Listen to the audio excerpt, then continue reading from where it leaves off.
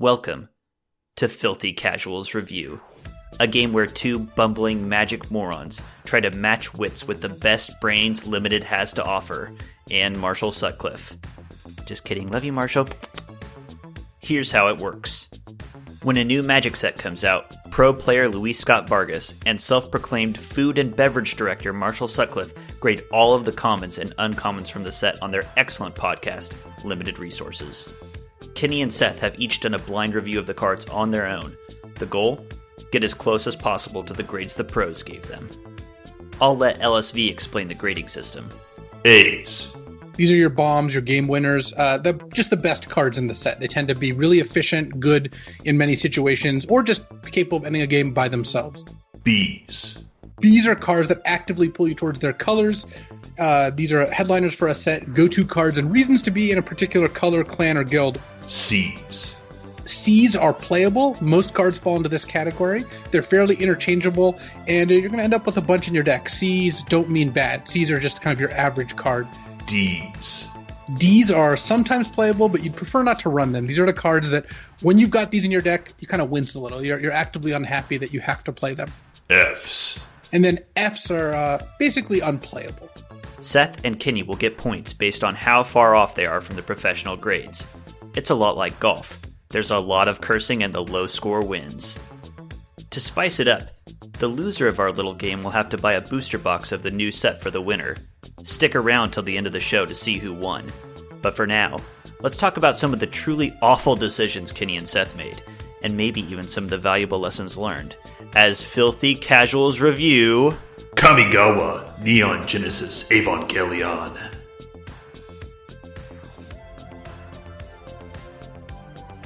Hello, everyone. Welcome to Filthy Casuals Review. I am Kenny, and I am joined all the way from San Antonio, Texas, by Seth. Welcome, Howdy. Seth. How are ya? Yeehaw, cowboy. That's right, baby. So we've got our normal show. We've got our Filthy Casual review of Kamigawa, Neon Genesis Evangelion, as I've been calling it. But we've got other things to get to. We've got our awards from last set, and we've got a new, what I hope to be a regular segment from you. Let's start off with the awards from Crimson Vow. Now, I know that you are a big fan of Crimson Vow, Seth. Oh, absolutely. Absolutely. You hated it, from what I recall.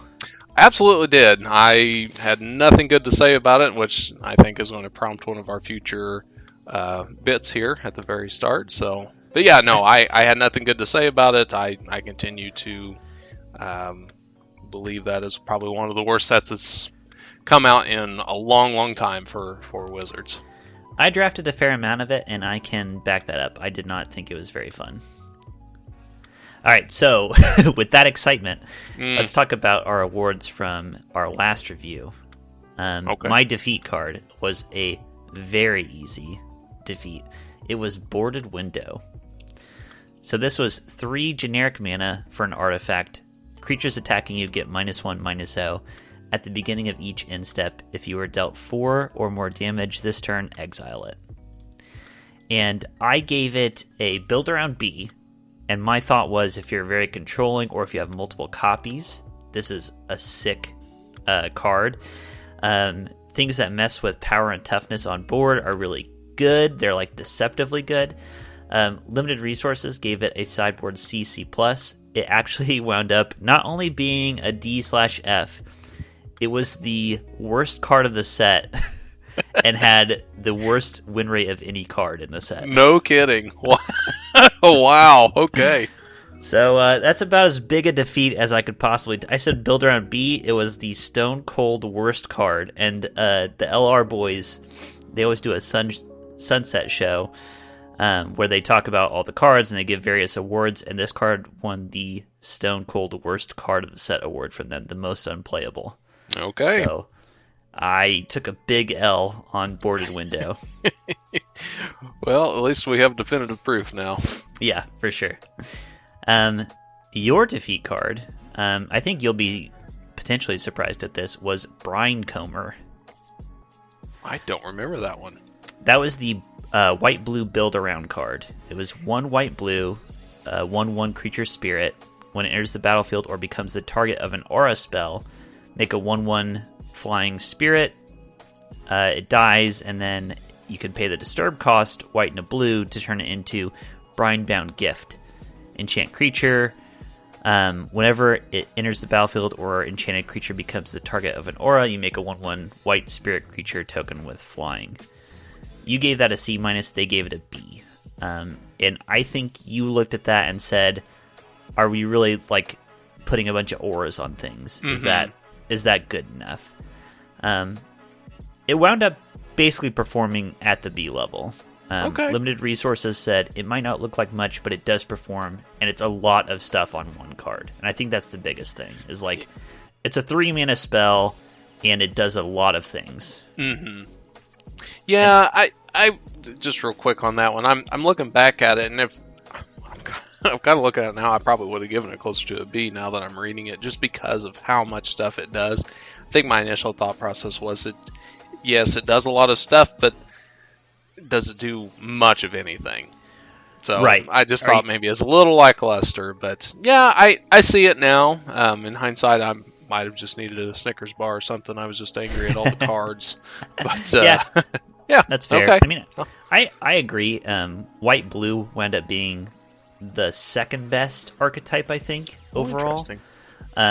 Yeah, which was surprising. And I have to say, even though I didn't like back-to-back sets where Disturb is a consistent theme, like the same mechanic used again, it was enough of a switch-up where in the previous set, Midnight Hunt, it was like creatures that disturbed into other creatures. This set was creatures that disturbed into auras. It was unique enough. Like, it actually played pretty well, I think. Okay, very good. Okay, our Triumph Award. I say our because we both have the same one, actually. Ooh, okay. This is Sigarda's Imprisonment. 2 and a white for an enchantment aura. Enchant creature. The enchanted creature can't attack or block.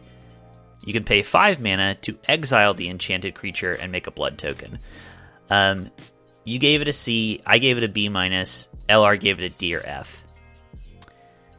Now, what did LR say that made this card so bad in their opinion? It was that they're like, well, Exploit is in the set, so if you enchant something with this, Pacifism Arrest style aura, and then they can exploit it, oh no, disaster. We both pointed out in the set review, Exploit sucked in this set. Mm-hmm. Turns out Exploit sucks in that set, and so this card is just fine. It's totally fine. Yeah. And not only that, this set was dominated by rares and mythic rares that you needed to have an answer for. It was a print set to its core. Okay. So having a pacifism was very good. And even a pacifism that can go beyond that and actually just totally deal with the card and give you some extra value on top of it was great.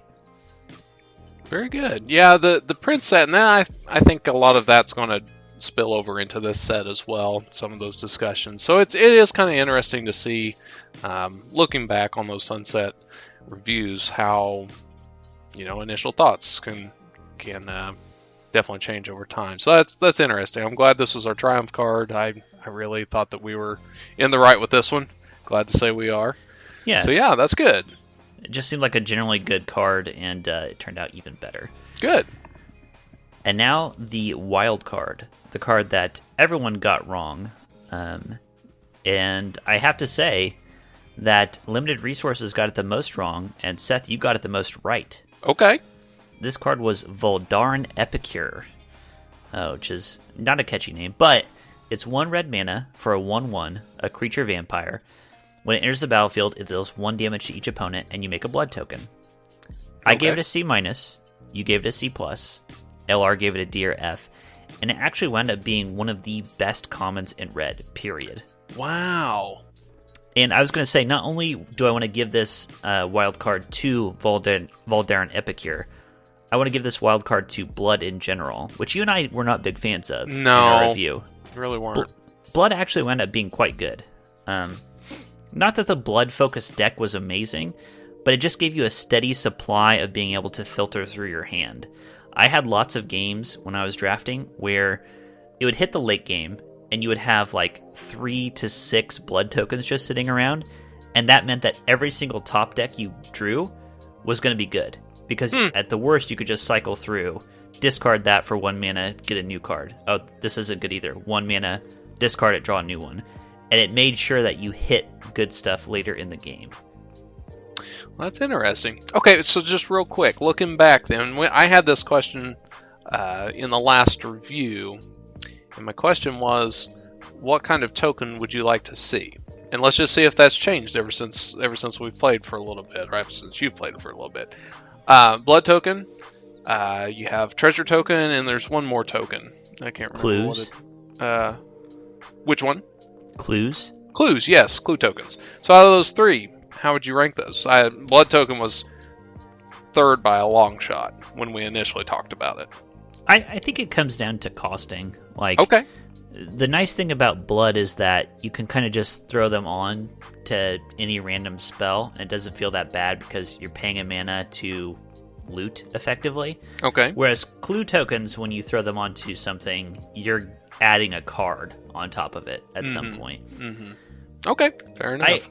I would like to see blood more in the future. Although, and this is something LR talks about as well, it's very like specifically themed to blood. Very much so. Which is kind of unfortunate, and maybe they'll change that in the future, like make a similar token that has a more generic name. Who knows? Sure. Very good. All right. Well, that's the end of Crimson Vow. Last time, when we were getting ready to talk about Crimson Vow, you had a lot to say about the set overall. And I thought it would be nice if we got a little miniature set review from you about this next set. So let's get into that. Once again, it is the time for set review. So for as unexcited as I was for Crimson Vow, I was super excited for this set. It was, what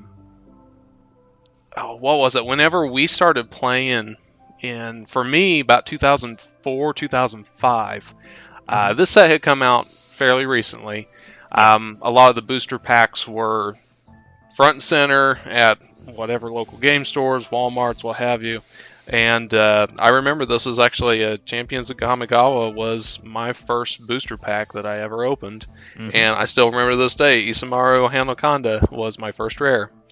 And one of the first decks that I actually created myself, my first deck that I really would say that was mine, instead of just like a standard like booster box opening or a standard deck list or something. I remember that I was so enthralled with the Samurais that was actually my first deck that I actually created, and I had to look back and see which one it was. I could remember the artwork, but I couldn't actually remember the card name. It was Takano Samurai General, which I don't expect anybody to remember or anything. But this is just a couple old men just looking back. But yeah, it was a lot of fun, and I really was excited for this set because, like, you know, I had a bunch of legends, and realized this was, you know, legends aren't new at that point in time or anything, but it's like really cool to see all these different legendary creatures and just all this, tons of them. Like, yeah, and it was really cool, and I really enjoyed that. So I was, you know, there's kind of a high bar for me on this one. I realized that like Kamigawa never really got any kind of, you know, major love towards it. It was never like an exciting set or anything, but it was really cool nonetheless, and you know, that was one of my first sets, so that was, you know, there's obviously that nostalgia aspect to it. But yeah, when this came out, we started releasing cards and for preview season, I kept liking what I saw, and I thought it was really cool what they did. I really appreciate that they look at Kamigawa 1,200 years after the original Kamigawa series, so that just allows them to kind of reset a little bit. Is like super unique as far as it is when they've revisited a plane, like doing a huge time jump, and not just like, oh, the characters, you know, are gone. They've done that before, but it's like the world is fundamentally very different from the last time you saw it. Which I appreciated that. I think that was really cool because, again, Kamigawa was, 16, 17 years ago. Dang, that's a long time. So That's fucked up. yeah, I know, right? Like, I'm just looking at that. I'm like, no, yeah, it is, right? Crap. Okay. Obviously, like, think of all the mechanics and everything else that we've gotten over 17 years. We didn't have planeswalkers back then, like, That's true. fundamentally. Yeah. That's true. So stuff like that. We didn't have mythics. That's true too. It's kind of funny looking back. Anyways, I really thought they did a good job with balancing this. I'm really glad. One of my favorite things about this was actually the use of sagas with this one, and they used that to actually tie back in some of the old cards. So like Konda and Umizawa. Yeah, there's so many different cards there that they brought back. I was really happy that they did it. Maybe they didn't bring the card back per se, but they brought the essence of it back, which I thought was really cool. Ninjutsu was a good mechanic to bring back as well. And there was one card that, they don't list it by its actual mechanic name, but there is a Bushido card in there that I remember specifically. That's true. Which I thought was really cool. I really liked that mechanic. I thought it was pretty neat. That was a nice callback, yeah. It was. Although weirdly it's in green. It is, yeah. So it's pretty cool just to be able to have those things where it's, if you played back then, you're like, and it's still a good card in itself, and it's a good mechanic. So well, that's a great callback, because it's like, if it's like you like nod your head smiling, oh yeah, I remember this. And if you don't, it's just like, okay, it's just a generic fine card. Yeah, exactly. So I honestly I really, really enjoy this set. I think they did there's little things here and there which I think they obviously could have done differently, but that's just one person's opinion. But overall, I think this is a great set, and I'm actually really excited. I keep saying that I'm like, I'm thinking I might play it. I was very close to playing like Kaldheim. I was close to playing Strixhaven. I've got Arena loaded up and ready to go to play this set. You should. Yep. I'm hop on together. Yeah, I agree. I think this is one that's going to bring me back. So I'm very excited about this one. So yeah, I have nothing but overall good things to say about this set. Obviously, there's some cards which I think they missed, and I think they just kind of missed on a couple little things. But overall, I think the good overwhelmingly outweighs the bad for this set, and I'm very excited. And I hope whoever was on this creative team does more. And I really think they've learned a lot of lessons from the past year or so, because the community really was not good to Wizards. Overall, I will say that. There's obviously the sales were up and going and all that, but I think a lot of people were just really burned out about just constant updates. Yeah, for sure. Or constant cards. And I just think that they've kind of slowed it down just a little bit. Two things to add on top of what you're saying. One, yes, the hype train has slowed down a little bit, and for the first time for multiple years, I am excited about this set. You and I have talked about this, where it's like, for the first time in years, I have gone online to look at the spoilers to get excited about cards, which is cool. But two, I want to give a big shout out, like you said, to the creative team for taking a swing at this set. It would have been so easy to just be like, we're going back to Kamigawa. It's Kamigawa again, which is what I bitched about with the Innistrad sets, where it's like, more werewolves, more vampires, more spooky. They didn't really do anything new or interesting. This is like actually coming back to a set in a new context and doing something creatively with it. So I appreciate that. Yeah, high praises for the team. So that's everything I have for my review. I'm looking forward to seeing how we do and how we review these. Yeah, for sure. Okay, so let's get into it, and let's start with the gold cards. We both want to talk about Silver Fur Master. This is blue and a black for a 2/2 Rat Ninja Ninjutsu. This means that when you attack with a creature that is unblocked, you can pay a ninjutsu cost you put this creature into play, tapped and attacking, and then you bounce that other creature back. This ninjutsu cost is blue and black. The rest of the card says, ninjutsu abilities you activate cost 1 less to activate, and other ninja and rogue creatures you control get +1/+1. So this kind of falls in the same category of, that's a lot of text on a card. It is. I gave it a B+, you gave it a B, a build-around B, which makes sense. I should have given it a build-around too, because obviously this goes in the ninjas deck. LR gave it a C+.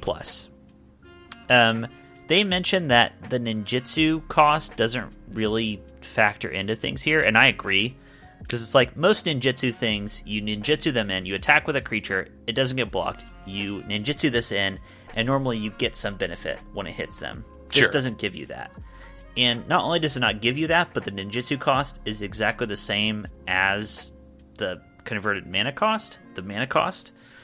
So it's like, what is ninjutsu doing on this card? Who really cares? They also point out that you don't really super care about making ninjutsu cheaper. I was just thinking it's a 2-mana 2/2 lord for your ninja deck. Like, that seems like just good in general. Like, imagine a goblin deck with a 2-mana 2/2 that pumps your goblins +1/+1. Like, that just seems sick. Absolutely. And, well, I mean, we'll usually see, like, zombie lords pop in from time to time. Those always get ranked well, in general. They're like 3-mana 2/2s that give +1/+1. That's a typical lord. Yeah, exactly. This is a little bit cheaper. It's a little bit more mana intensive because it's 2 colored mana. But yeah, I think this is a fine build around card. If you see this coming pretty quickly, say 3rd pick, I'm going towards it. I can start building towards ninjas and rogues. I think there's plenty to support the format. If somebody passes me Silver Fur Master, I'm like, oh, so they don't want to play ninjas. Sweet. Yeah, I would take a chance on it. Yeah, definitely. Yeah, I agree. I think this is more on the B side than it would be on the C side. Granted, LR did granted a C or graded a C+. Yeah. Yeah, I think this is definitely playable. A lord is definitely something to contend with. For sure. All right, what do you want to talk about here? Okay, well, let's talk real quickly about Oni Cult Anvil. And this card is black and red. It's another gold card here. It's an uncommon artifact. Whenever one or more artifacts you control leave the battlefield during your turn, create a 1/1 colorless construct artifact creature token. That's a lot of words. Yeah. This ability triggers only once each turn. And then you can tap this artifact to tap this one, sacrifice an artifact. Oni Cult Anvil deals 1 damage to each opponent. You gain 1 life. And this one here, I graded this a build around C+. I don't think it's the strongest, but I'll get around to why I say build around here in just a little bit. You also graded this a C+, but not build around. LR graded this as a B+ and build around. So, kind of the flip. We flipped on what LR did for Silver Fur Master. They think this card is more so playable than what we think of it. And for me, I think this is, it kind of goes back to the card that did so poorly in Crimson Vow, where I think this card is stronger in multiples, but I think the difference is that it actually interacts and does something. I think that's the difference there. So I don't really want to rank this much higher because I don't want to get multiples of this one, and it kind of does fuel itself a little bit, but I don't think this is one of the strongest of the quote-unquote tentpole uncommons that I'm really wanting to draft at this point. Yeah, I mean, to me, this has the common problem that I see in cards that you put it on the battlefield and it doesn't do anything by itself. Which isn't totally true because you can just play this and sacrifice it to itself, but obviously at that point, why are you doing it? Which is why I say it doesn't do anything by itself. Like, you're not going to play a 2-mana 1/1 that drains someone for 1. That's not a good card. So you're trying to get something else going with it. It's a 2 mana that needs other cards around it before it does anything. I tell you, though, rereading the card, it does something that a lot of cards of this vein don't typically. It says sacrifice an artifact. And it says whenever one or more artifacts. It is missing the words that I'm so used to seeing, which is non-token. Mm-hmm. So many of these cards like restrain you by saying it has to be a non-token if it makes tokens. So this makes tokens when artifacts leave the battlefield. Mm-hmm. You can sacrifice those artifacts, and it will make another 1/1 artifact creature token. Mm-hmm. I am reading that right. Yeah, that's correct. So you are getting at least one trigger a turn, basically. Correct. And I think this is an engine for those colors, for red and black. It was very, very artifact. It was very, very artifact intensive whenever we're looking at those. So I do think this is a legitimate engine. That's better than I thought it was. Yeah. I'm really used to seeing that actually to be limited by the non-token thing. Mm-hmm. Now, it does have the new thing that they've been doing a lot of, which is it only triggers once each turn, which, you know, that's fair enough. That's interesting. I think I'd probably bring it up, reading it that way. There's a couple things I'm seeing a lot more that Wizards is doing. I think the clause of this ability triggers only once each turn. Back in Crimson Vow, I said that was kind of a coward's way of doing stuff. Yeah.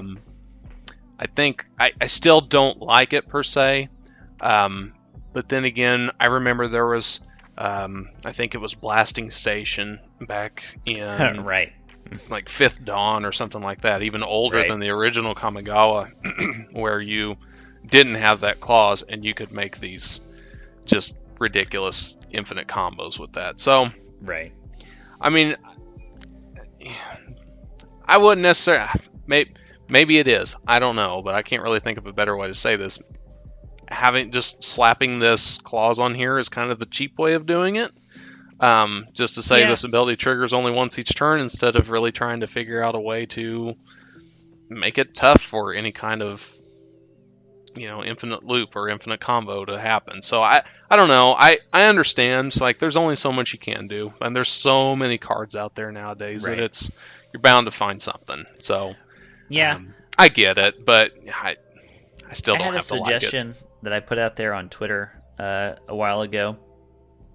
I suggested replacing the only once each turn with at most twice each turn. Okay. Because it's like in limited, if you got 2 triggers on a lot of these things per turn, you'd be popping off in limited. Mm-hmm. But that would also prevent it from being degenerate and broken in constructed. Sure. Yeah, I absolutely agree with that. That also has the same problem where it's clunky. Like, that's even clunkier, saying, like, twice. Like, it just seems so random, capping it at 2 per turn. But at least it's, like, it feels like I'm building towards something and I'm kind of popping off, Sure. The problem with these is, like, once each turn, like, I'll come back to this build around from Vow, but there was a green enchantment that popped off once each turn, and I was so disappointed in how it played out. Okay. We'll get to that later, though. Okay, that sounds good. Okay, that's everything I had for gold. How about yourself? Yeah, same. Okay. Let's continue on to white. I'm going to mention this one briefly, unless you have more to say about it. Okay. This is Moth Rider's Patrol. This is 1 white mana for a 1/1 flyer, a Fox Warrior. It has 3 and a white, tap target creature. I gave it a C+, you gave it a C+, they gave it a C, so we're both very, very close on that one. And all I wanted to say is that there are lots of things on this show that you and I have had trouble learning. I think the one thing that we've learned is that the 1/1 for 1 white mana flyer with upside is a good card, and they agree. Yep, they do. They really do. That's been the biggest lesson. Like, 1-drops are good. 1-drops are good. And I mean, if we've figured that out. Yeah. I mean, even still, if you look at this card, just based on the set as a whole, it's a Fox Warrior, and Warrior gets a lot of support. It's flying, it has evasion. It does something else when you have more mana. It's something that's useful both early and late game. So yeah, exactly. You draw this on turn 7, you're not sad. It's like no. It's basically a removal spell. Mm-hmm. Exactly. So those are the sneaky cards that I'm very surprised whenever we get to colorless cards. There's always that card that I fundamentally disagree with LR, but I don't think these are too terribly far off. This just has it's slapped onto a creature this time. So yeah, it's interesting. I always am interested to see when these cards come up. This is about where I grade them, and thankfully we're never too far off. Yeah, thumbs up for us. We did good. All right, what do you got next? Okay, so let's talk about Kitsune Ace. Mm-hmm. So this one here is 1 and a white. It is a common creature fox pilot, and the text says, whenever a vehicle you control attacks, choose one. That vehicle gains first strike until end of turn, or you can tap Kitsune Ace, and it is a 2/2. Mm-hmm. I gave this a D or an F. You gave this a build around C+. Mm-hmm. LR gave this a build around C. So fundamentally, this isn't as much a knock on the card as it is, and this kind of goes back to Exploit. Yes, that's correct. Because I looked up how many vehicles there were in this set, and there are 13 total vehicles, 5 of which are rare. So that's really going to be hard to get. Right, so it's more like there are 8 vehicles. Mm-hmm. Yep, essentially. So I think the big difference is I was never really impressed with the exploit creatures that we did get. Right. I think the difference with this set is the vehicles are really strong in this one. So I think that is the difference, and I think that is kind of the wild card of it. I kind of hope I'm wrong with this one. I really do. But just the lack of support for something like this really puts cards like this in a bad spot. So that's why I gave this a D or an F. This is more, if I were trying to be more towards what I thought LR would be around, I probably would have gave this a C- at best, which I would have been better off doing. But I don't think this is going to be a successful card in this set just because of the lack of support of the main stars. So, and we're going to talk about a vehicle which actually does get a D or an F. So, right, it's kind of one of those where it's like, one of the cards that you can get of the very few that's available is already a D or an F. That just speaks even worse to a card like this. Yeah, that's true. I mean, I personally don't feel like I'm going to be drafting vehicles in this set very often. No, it's just going to be very difficult to get. So that's kind of why I graded this as a D or an F, and that's ultimately what made me choose that score. So, I hope I'm wrong. I like the vehicles that are in this. I think they're really cool and unique. Yeah, but I'd like that to be wrong too. I'd like the vehicle deck to be good. My experience playing with and against vehicles in the past is that vehicles just, I haven't seen them do anything, to be honest. I haven't seen vehicles be good in general. So I'd like them to be good. The thing that bumped this up a bit for me is that it's a 2-mana 2/2. Like, it's a fine card to play on its own. And then it does extra things with the deck that it's supposed to be a part of. Mm-hmm. So that gave it a bump for me. That's really the only thing. I personally don't think I'm going to play this deck. Sure. I respect that. All right. How about you? Do you have anything else you want to talk about? Yeah, for sure. Okay. Machico's Reign of Truth. Okay. This is a saga. You mentioned that there are sagas in this set. Mm-hmm. The interesting thing about the sagas is that all of the sagas in this set on their final step turn into creatures, which is a new wrinkle in the saga. Mm-hmm. So this is 1 and a white for an enchantment. Steps 1 and 2, target creature gets +1/+1 until end of turn for each artifact and or enchantment you control. So that's kind of the white-black theme, is getting bonuses for controlling artifacts and enchantments. And then on stage 3, it flips into Portrait of Machico, an enchantment creature, human noble, 0/0. It gets +1/+1 for each artifact and or enchantment you control. Okay. Again, a lot of text. Yep. I said build around C+. You were even higher on it. You said build around B. Mm-hmm. The LR boys said D or F, which is to be a bit wild. I looked at this obviously as a build around card. You're not throwing this into any, like, if you have a deck that doesn't have artifacts or enchantments, it doesn't do anything, obviously. At bare minimum, you play it for 2, a creature gets +1/+1. Next turn, a creature gets +1/+1, and then it flips into a 1/1 creature. Mm-hmm. And that's assuming you didn't do anything. And obviously, if you're in this deck, you are trying to do something. This is a 2-mana creature that when it flips over could be a 3/3 or a 4/4 or bigger. It grows as the game goes on. This seems quite good to me in general. Yeah, this is kind of wild to see that they rank this as a D or an F. Again, I looked at the numbers. There are 70 artifacts and there are 66 enchantments for a total of 136 cards out of 205 that can pop off with this one. So slightly more than vehicles. Yeah, slightly more than vehicles. So over half of the cards are artifacts or enchantments. I don't see a world where this is a D or an F. Yeah, I don't think it's unplayable. No, I don't either. You know, in general, I like the sagas. I mentioned that earlier, but I really had trouble with grading these sagas. And kind of looking at the grades, just kind of comparing the two, I just must be very off on how I view a saga versus limited resources.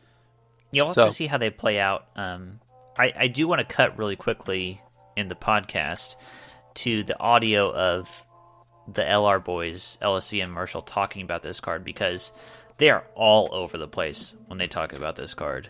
Basically, this looks like an awesome card for Constructed and probably not going to fit in most limited decks. Like, there are decks where this could end up working out, but I don't think that's going to happen most of the time. But let's say I spotted you 2, right? So you've got this plus another artifact or enchantment. A creature gets +2/+2 until end of turn. Okay. It happens again. Okay, you got in for some damage, and then this thing flips into a 2/2 that might become like a 3/3 later. Not too exciting. Yeah, I don't think I'm jazzed about this. Yeah. It looks like a D to me. Like, it's build around B, maybe. Like, if you're all in on artifact and enchantment deck, then this does get a lot better. I predict that you almost never get to use this card, but when you do, you're going to be like, this is awesome. That's a great way to put it, yeah. But, speaking of sagas, we should talk about the Fall of Lord Konda, huh? Yeah, I agree. And again, this is just kind of the same thing. I'd be interested to hear what Limited Resources had to say about this one as well. So let's talk about this one here. So the Fall of Lord Konda, it's 2 and a white saga, as we mentioned. In the first saga, exile target creature an opponent controls with mana value 4 or greater. In the second, each player gains control of all permanents they own. In the third, exile the saga, returns to the battlefield, transform under your control to get enchantment creature, human noble. It's a 1/3 with defender called Fragment of Konda. When Fragment of Konda dies, draw a card. So as far as ratings, I rated this as a C-.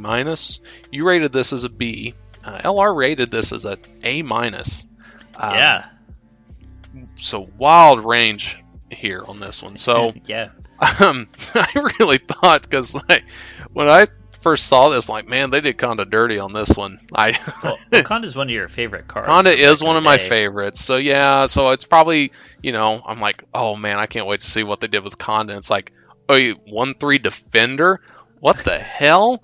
Like, he was the biggest badass whenever it was coming out there. So, and I kind of fundamentally lower my grades whenever I see a defender.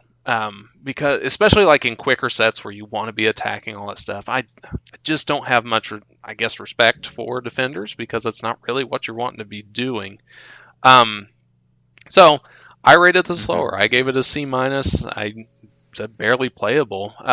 But for me, fundamentally, like 2 and a white to exile a creature, that's fine. Like, and that's kind of what I was rating this on. But it's 4 or greater, which, white is usually one of the first colors that I review. So I did not know too terribly much about like modifications and how easily it could be to get for power. So that's useful in itself. The second ability, gain control of every Doesn't matter. It doesn't matter. That is not meant for limited. No, that's flavor text. Yep, that's all that is. And okay, so you're telling me that you would much rather have a 1/3 defender that draws a card when it dies versus, Machico, who can be, a 5/5, a 6/6, like a big fatty that can really Rumble. control the board. Yeah, exactly. I don't see it. I think this is a little foolish to have it be an A- in the same vein as having Machico be a D or an F. I think here's the way that I would repitch this card. What would you give 3 mana, kill a creature that costs 4 or greater, put a 1/1 into play? Like, you already said the 3 mana kill a creature with 4 mana or greater is good, right? Mm-hmm. Yep. And then you get a 1/1 on top of it, let's say. Okay. Now let's say this 1/1 blocker, when it dies, gets you a card. So now it's like blocking, gaining you life, and you get a card back. Yeah. This is like a lot. This is a lot of action for 3 mana on a card that you would just play for 3 mana, kill a creature. Mm-hmm. Yeah, I see where. Yeah, I see where it'd be higher for that in that regard. A- though. I'm picking that over some rares. Yeah, I mean they've busted out the A or above grade for commons and uncommons in the last couple of sets for the first time since we've been playing this game. Yeah. Which I kind of get it. I kind of get it though. I love this card. I really like it. Okay. Yeah, and that's fair. There's some cards that I love that did not get love from you or limited resources. So it's kind of one of those things where agree to disagree on this one. So I probably would rank it a little higher. Maybe B- would be as high as I get with that one after considering that. Sure. But yeah, it's not an A- for me. But I hope to be wrong. Maybe this is my defeat card. If that's true, that's Konda can smite me, I guess, and and we can move on. Sounds good. Yeah. Did you want to talk about Goshintai of Shared Purpose? Yeah, and this is just just a chat about shrines in general. Sure. We'll talk about it here. You nailed the grade. Yes, so nailed the grade with that one. So it is a C. I graded it as a C. You graded it as a build around C+, and Limited Resources graded this as a C as well. So I won't actually just chat about the card per se, but I just want to chat about the idea of the card essentially. So within this set here, there are 5 shrines, 1 for each color. The Goshintai at the common uncommon level, so we'll say that. And each one of them has an ability, so at the end of each turn you can pay 1 for its respective ability, and then you get a bonus depending on the shrine at the end of turn. The number of shrines that you have. Based on the number of shrines that you have. I was really excited to see this. Because it was kind of harkens back to old Kamigawa. This is one that I really appreciated. And I'm still excited about that. It kind of deflated me just a little bit to see that these are all legendary, and I was a little sad to see that because now you can't just load up on certain colors of these Goshintai shrines. So I just kind of rated them down just a little bit. And whenever I first saw this one, I was really excited. I was yes, this initially I think I had this as an A-. I was here we go. We're gonna just stack them.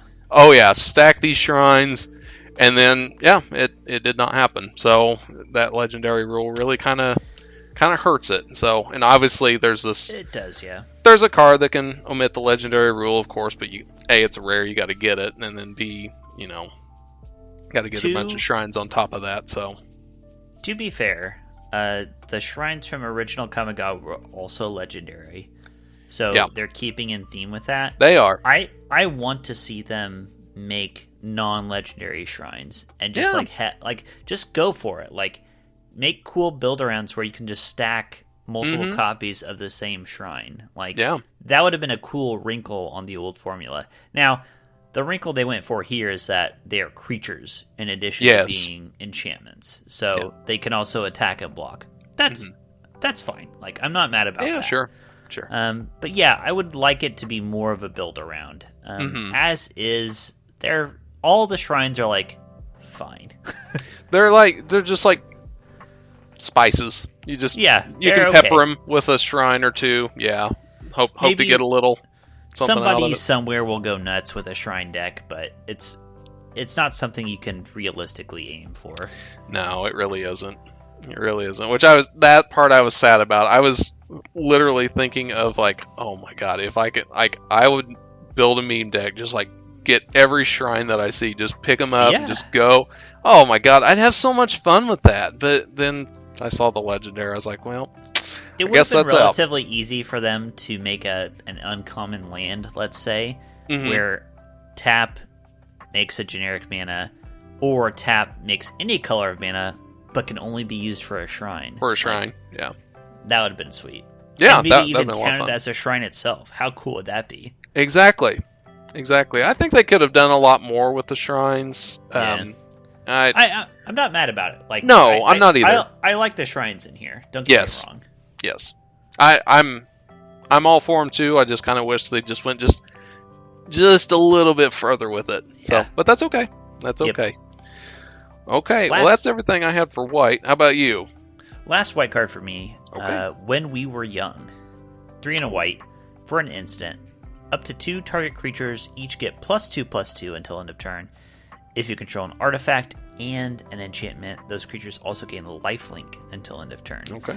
So 4 mana instant, creatures get +2/+2. Potentially, you can also give them lifelink. I gave it a C, you gave it a C-, they gave it a D or F. We just came off of VOW, and I've played with and against the card Arm the Cathars, which was 1 white and gave a bunch of stats to your team. I think this is going to get people. Like, you're going to attack, they're going to block, you're going to give this to 2 creatures +2/+2, and you're going to 2-for-1 them very easily. Like, it's going to happen. It's going to happen a lot. So, I don't see this as you can't play this card. Like, bare minimum, it's like a whatever card, I think. But saying, like, don't put this in your deck is very silly, I think. This is like a 4-mana double ambush. Or, like, let's say you attack, you're aggressive, they don't block you, and then all of a sudden you can add 4 damage on top of what you're doing, and then a lifelink swing, potentially. Like, I think this is actually... I don't want to say quite good, which is what I was about to say, but it's good. Yeah, I mean, I agree with you. I don't think this is an unplayable card. I wouldn't be excited to get it because of 4 mana. I think there's other stuff I'd rather be doing. Sure. But yeah, I think this is a great gotcha card, and I know that Limited Resources really doesn't like combat tricks in general. So I can kind of see where at least they're consistent. But I think this is playable. If you've listened to the MTG ASMR series, I have grown to respect combat tricks more and more. Not because I think they're actually good. I don't think they're actually like amazing cards. But people at my crappy ELO on MTG Arena don't respect combat tricks. They will block as if you don't have any cards in hand. They will attack as if you don't have any cards in hand. And they're actually better than LR makes it out to be. And maybe that's just their bias because they play at higher levels where people respect these things. Sure. Yeah, I can see that. All right, let us move on to blue. Looks like you have a card to lead us off here. Yep. I think this is like the quintessential style of card that We've talked now about I've learned. And I've truly learned my lesson on this one. So this is, I know what to do moving forward now. The card is Disruption Protocol, and it costs blue. It's an instant. As an additional cost to cast this spell, tap an untapped artifact you control or pay 1, and simply counter target spell. So to me, because I mentioned there are 70 artifacts in this set, many of which can actually make more artifacts, I I think this is personally as close to counterspells we're going to get Definitely. for a limited set. I rated this as a B-, because I think this is very easy to achieve, especially in a blue deck. I rated a B-. You and Limited Resources rated this a D or an F. So that's lesson learned here. Moving forward, any counterspell is a D or an F, because I don't see a world where anything is better than this. I really don't. I would rather have this over Mana League. I agree. Yeah. I don't disagree. I think this is I think personally, Cancel in general is a playable card. Yes. In limited environments, and this is like Cancel, but with like a big upside of just being blue counter a spell. Mm-hmm. I agree. But yeah, looking at the last 6 sets we've reviewed, they just hate counter magic in general, yeah. And so, especially counter magic that starts at 3. So I was like, I'm just gonna give this an F. I took a little bit of a gamble, and it's like, yep, they didn't like it. Yeah, no, it's very true. Moving forward, if it says counter something, D or an F. I won't even give it a second thought. Yep. So that's a good lesson. Lesson learned. Yep. All right. Let's go on now to Discover the Impossible. 2 and a blue, instant. Look at the top 5 cards of your library. Exile one of them face down and put the rest on the bottom of your library in a random order. You may cast the exiled card without paying its mana cost if it's an instant with mana value 2 or less, if you don't put it in your hand. The only reason I'm bringing this up is it's an uncommon, an instant. It's got a huge text box, and I was like, I don't think it's good. Yep. I gave it a D or F. You gave it a D or F. And I was listening to them talk about this card, and they're just like talking. I was like, please give it an F. Please give it an F. Please give it an F. Please. And they did. It's like, this is 3 mana draw a card, basically. Yeah. And at best, it's 3 mana play a 2 mana spell for free, which is like, just play a 2 mana spell then, I guess. Mm-hmm. So I was just happy that this got a D or F. That's literally the only thing I was saying about it. I try and write just little notes for every card that I have, because when we're prepping for this, I want to at least have a little something as to what my thought process was whenever I ranked it. But mine was for this one here. Said I found it impossible to discover a reason to play this card. Yeah, I don't know why this would be good at all, ever. No, you know what you could play with this What's card? That? A 2 mana instant Disruption Protocol. I'm just saying. You could play it. That's true. I think that would definitely be better than this card. Yeah, but I digress. So, all right, what would you like to discuss next? How about we talk about Futurist Sentinel? Okay. So Futurist Sentinel is 3 and a blue. So this is one of the vehicles. It's an artifact. It is a 6/6 crew 3. So the crew, tap any number of creatures you control with total power 3 or more, in this case here, since it's crew 3. This vehicle becomes an artifact creature until end of turn. So, quite simple. Just a vehicle, crew 3, you get a 6/6. Yep. I gave this a C+. You gave this a C+. Limited Resources gave this a D or an F. Mm-hmm.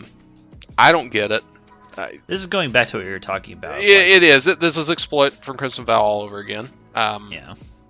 It's if this is not a good vehicle, which again I think this is pretty good, especially because there is enough vehicle support. Like, we didn't really talk about it in white, but there's cards there that it's 1 power, but you can tap it for a vehicle as if it were 2 or more and stuff like that. It was kind of weird. I didn't really like some of the language that they put on that, but you get the message and understand that. But there's plenty of support for these vehicles, and I think this is a fine vehicle. A 6/6 for 4.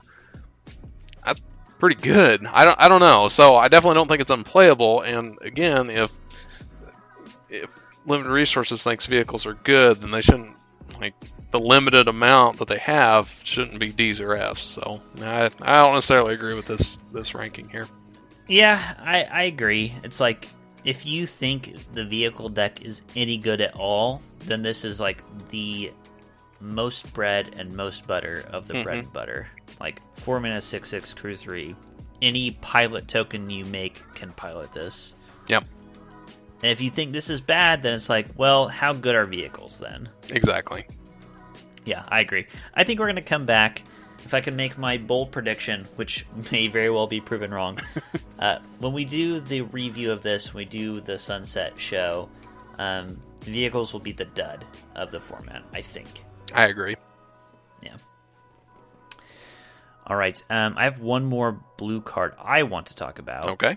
Which is Moon Snare Specialist. This is 3 and a blue for a 2/2 human ninja. Has ninjutsu, as you would expect, 2 and a blue. Whenever it ETBs, return up to 1 target creature to its owner's hand. Now, I have been following limited resources for quite a while. Anyone who follows LR knows that Marshall is a dirty little whore for Mana Wars. Mana whore. That's Marshall.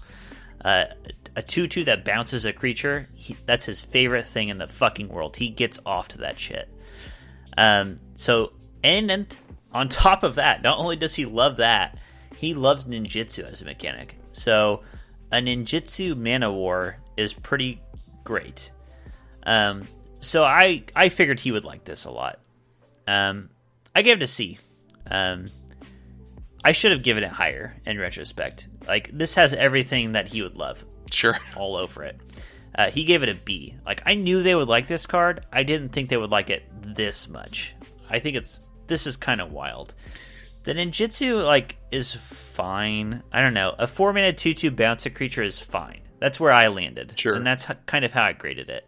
A 1 mana discount when you ninjutsu, okay. I guess that's fine too. I don't think it's quite to the B level. No, I wouldn't put it as a B. But, we talked about the rat from earlier. I mean, you could... The Silver Fur Master. Yeah, assuming you have that, then it's 1 and a blue for ninjutsu. That's pretty good. I mean, but... That is. That's and with it's the also caveat gets a of +1/+1. Yeah, exactly. So, I think that's more talking up the previous card than it is talking this one up, the Silver Fur Master. I think that's just more praise for that card than it is this one necessarily. They gave this card a better grade than the Silver Fur Master. It's I don't ridiculous. Get that. No, I don't get that. So, yeah, it's a little weird. Little weird. We'll see. Maybe this deck is insane, and this card is like such a key player. I don't know. You mentioned that, and I agree with you. Vehicles, I don't think are going to be relevant. No. In this, but I'm curious to see what ninjutsu does. I think it definitely it has a lot of support to be able to be good. Yeah, we'll see how it does. It's a neat mechanic. It is. It's got to be said. It's just it's fun. It is fun. It is fun. Okay, right. That's everything I had in blue. Ready to move on to black? Sure? Yeah. Are you sure? We can talk about the crab here. I'm a little crabby about it, so it's fine. Let's talk about the crab. All right, don't talk about the crab. The mirror shell crab. Yeah. Okay, so mirror shell crab. Let's see. This is 5 and 2 blue for an artifact creature crab. It's a 5/7. It's got ward 3. So warding is whenever this creature becomes a target spell or ability an opponent controls, counter it unless that counter pays X, in this case 3. This also has channel, 2 and a blue, discard, mirror shell crab, counter target spell or ability unless its controller pays 3. Okay. Mm-hmm. You gave this a C+, LR gave this a C, I gave this a D or an F. Probably in retrospect, maybe it's playable. Maybe it's C- C- is probably the best I would give it, in all honesty. Because it is a big body at this point. It costs 7, so my knocks against it. It costs 7. For sure. So I don't like that. It has ward 3, and I think that might be the kind of the tipping point to make it from unplayable to barely playable, in my opinion. But the channel portion, you're not playing that. Like, LR especially hates that kind of stuff. And if you're not going to play the best, if the best counter that you're going to see in a long, long time in Disruption Protocols of DRNF, then that is not a redeeming characteristic of this card. So I gave this a DRNF. I just think there's better things that we're wanting to be doing at 7 mana than having a 5/7 body. It doesn't really have evasion. Its evasion is being hard to get rid of. Big. Yeah, it's just big and it's hard to get rid of. But beyond that, I don't know. I feel like there's a few more like go wide strategies here in this set, so I think that kind of nullifies it even that much more. I don't know. I just did not love this card at all, so I gave it a D or an F. I'm a little crabby about it just because it's apparently playable. But, I think it is. Yeah. The thing I think that makes it good is the fact that what's the weakness of a counterspell? You draw it later in the game and it doesn't do anything. Mm-hmm. You know, it's like you're sitting on mana and they're not playing anything. You're not doing anything.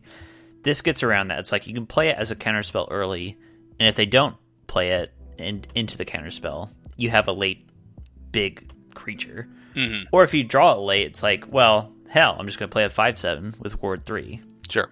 That's fine. So I think the fact that these are two like different effects stapled together, and they have the nice synergy of one is good early and one is good late. Mm-hmm. And that those two things put together are a good card. Even though you wouldn't play either, like you wouldn't play 3 mana counter it unless they pay 3, and you wouldn't play a 7 mana 5/7. Yeah. But the fact that you get both in one card is nice. Okay. Yeah, like I said, the best I'd give this is a C-, but yeah, That's fair enough. I personally, I look at this card and I'm actually excited to play this card. Okay. I would play this card. Very good. I will play this card. Okay.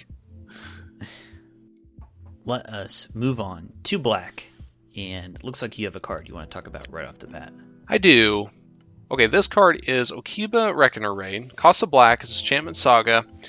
For each lore counter here, for steps 1 and 2, each opponent loses 1 life. You gain 1 life. And this comes back under the 3rd lore counter. Exile this saga, then return it to the battlefield transformed under your control. Then becomes Nezumi Road Captain. It's a 2/2 enchantment creature. It's a rat rogue. Has menace. Vehicles you control have menace. So, again, this is a theme here. This is really reliant on vehicles. It comes into play, you can play this on turn 1, which is ideal, and then it comes in as a creature here on turn 3, which it has 2/2 menace, which attacks. That's fine. The vehicles you control have menace is upside. Again, I rated this a D or an F. You rated this as a C. Limited Resources rated this as a B-. So I think this is another case where Limited Resources loves the supporting cast, but they don't actually love the main star. So it's kind of interesting to see how this plays out. So this probably is not a D or an F, just because it's cheap enough, and then you end up with a rogue that has menace, and that has evasion in and of itself to be able to enable ninjutsu. Yeah, and then also you can get ninjutsu a little bit easier with that one. So probably should not have rated this as a D or an F. I just looked at it from the vehicle perspective, but now looking at it a little bit more, I probably would rank it right there with you at the C level. I would not place this in a B at all, because I do not have any faith in vehicles at this point. No, I agree. I think the vehicle part of this card doesn't matter at all. Yeah. I think what matters is it's 1 mana. That's the biggest thing. Mm-hmm.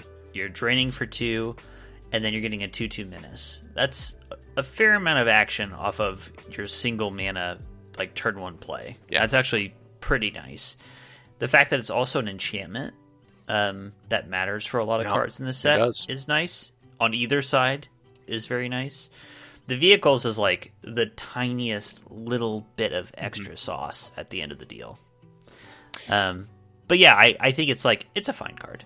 Sure. I don't think it's you're going to be fighting over this card, which is what they seem to be saying. No, I really doubt that as well. It's funny because this does, and I try and be good about this to kind of look at the whole card instead of just looking like, you get so focused, or I personally, I won't say for anybody else, but I personally get so focused on the text. I'm like, oh, that's what this is trying to do. Ignoring the enchantment, ignoring the menace, which could, enable ninjutsu. And yeah, it's hard to be able to do that. So it's, I always find it interesting in how these grades kind of, whenever we're very far off, one of us are very far off with either with each other or with limited resources or both. It's kind of interesting to hear how someone will catch something or not catch something else. And yeah, it's one of those where I just missed all the accoutrement, I guess, that this provides. So, well, like you say, I like the menace at the end of the day. Mm-hmm. This 1 mana spell eventually makes a 2/2 menace creature. That is in contrast with another saga that I want to talk about. Yeah. This is Life of Tishira Umizawa, another callback to original Kamigawa that we were talking about. 1 into black, an enchantment saga. Chapters 1 and 2. Choose one. The modes are Umizawa's Jitte. Target creature gets +2/+2. Target creature gets -1/-1, or you gain 2 life. And then on the third chapter, it turns into Memory of Tishiro, an enchantment creature, a 2/3 that has tap, pay 1 life, add black, spend this mana only to cast an instant or sorcery spell. So, whereas the 1 mana spell made a 2/2 menace, which is actually like a relevant body, even if it's a few turns late, this is a 2 mana spell that even if you play it on turn 2, will be 2 turns later a 2/3, which is like, I don't really care at that point about getting a 2/3. It does have a lot of flexibility, and I think that's where the value of this card comes from, is that you play it and you get lots of options. You can pick off 1/1s, you can push through damage, you can just gain life if you're behind. Like, you have a lot of different things you can do. I gave it a C, you gave it a C, they gave it a B. And to me, I'm just underwhelmed by the 2/3 body I get at the end of this. Yeah, which is the same power toughness that the original Tishiro got. Sure. So maybe that is a callback to that. But again, I kind of look at this again. It is an enchantment creature. It's a samurai, which gets a lot of support as well. So I'd rather have menace. I really would than necessarily. Yeah, definitely. But again, this harkens back to Tishira Umizawa whenever from the original series. So I appreciate that. Kind of ends up being, in my opinion, more of a dud card than I don't think it's necessarily a B. I don't know. Do you think maybe, like you said, whenever the first 2 chapters are Umizawa's Jitte, and then you think about that, it's like, oh, this card has to be good. It's like, remember how good the Jitte was, and it's like, yeah, I don't know how much of that is just bias or what, but I'm curious to see how this one does. I hope it does well. Like I said, any of these callback cards, I hope they do well, but I wouldn't rank it a B. I think this is playable. I don't think this is something I'm actively looking to get. No, I don't think so. I mean, I think this is going to be best in aggressive decks, I would think.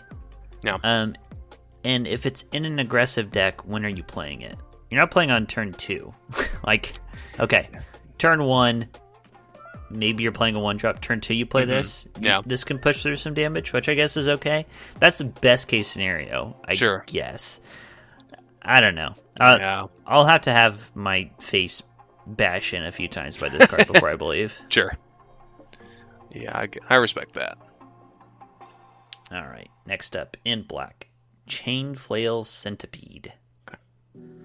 So this is a different mechanic in this set. This is an equipment, but it's a creature equipment. So 2 and a black for an artifact creature, equipment insect. It is a 2/2 creature. So you can play it as 2 and a black for a 2/2 creature. Whenever it or the equipped creature attacks, it gets +2/+0 until end of turn. And you can reconfigure it for 2 generic mana, which means it stops being a creature, it attaches to a different creature, and it gives that creature its ability. When it or the equipped creature attacks, that creature gets +2/+0. So kind of a complicated mechanic here. A little bit. I gave it a D or F. You gave it a C-. They gave it a C. I tried to start with this card looking at a 3-mana 2/2 that attacks it as a 4/2. Okay. Which is not that good. No. Yeah, And it's whatever. you can reconfigure it to give an extra +2/+0 to an attacking creature. It's mana intensive. I don't love its stats.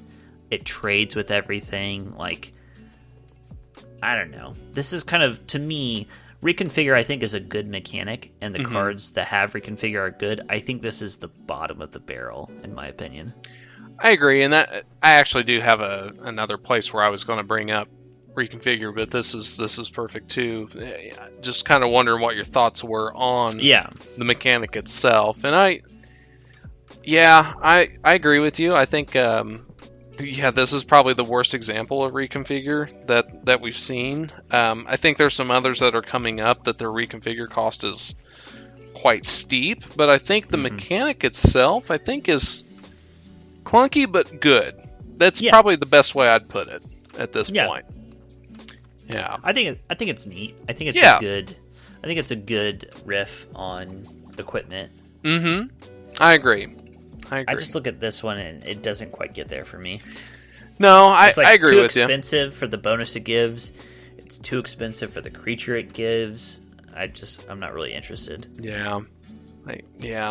No, I agree. I totally agree with what you're saying there. All right. Do you have another black card you want to talk about? I don't. Do you have anything? I really didn't have that much in black. I just had 2 misses, and that was about it. Let me look here. Okay. I guess I have 2 cards back to back I can talk about. Okay. Let's start with Commie of Restless Shadows. This is 4 and a black for a creature spirit, a 3/3. So we've got a 5-mana 3/3, everybody. Not a good creature. Not a good start. When it enters the battlefield, choose one. Return up to 1 target ninja or rogue creature from your graveyard to your hand. Ooh. Or put a creature from your graveyard on top of your library. Even in their set review, they're like, don't do the second one. The second one is not good. Don't do that second. So this has to be in a ninja/rogue deck. Yeah. I gave it a D or F. They gave it a build around C. You gave it a C. This reminded me a lot of a card that I remember from Fate Reforged in our flashback review. There's also a very similar card in Kaldheim.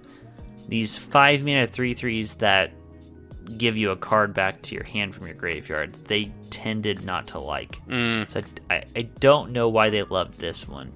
And then in a similar vein, there is Okiba Salvage. This is 4 and a black for a sorcery.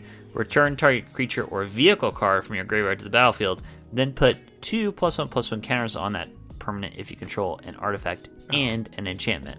I hate this card. And I do too. I think this is trash. We both gave it D's or F's. They gave it a build around C.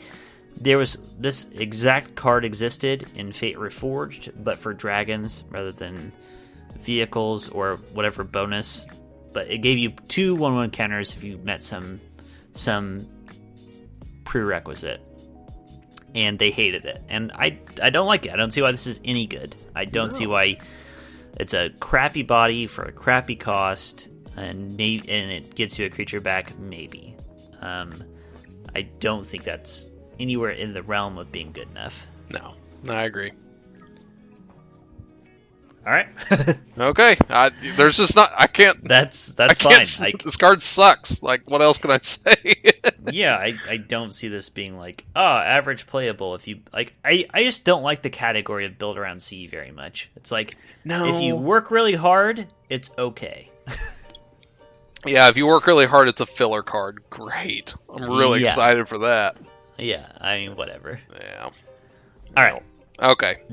Red. Let's do red. Yep, we're going to start off with the first card I reviewed in red. Aki War Paints. Mm-hmm. And this is a red. It's an enchantment aura. Enchant artifact or creature. As long as enchanted permanent is a creature, it gets +2/+1. Mhm. I rated this as a C+. You and Limited Resources rated this as a D or an F. Mhm. And understanding that this is very easy, this is an easy way to get 2-for-1s. I understand that. Usually the difference with those combat tricks, and I thought maybe had a little redeeming quality on this one. I don't know why I rated it a C+. I think that was a miss on my part. And actually, I'm going to blame Excel on this one because I was typing in C.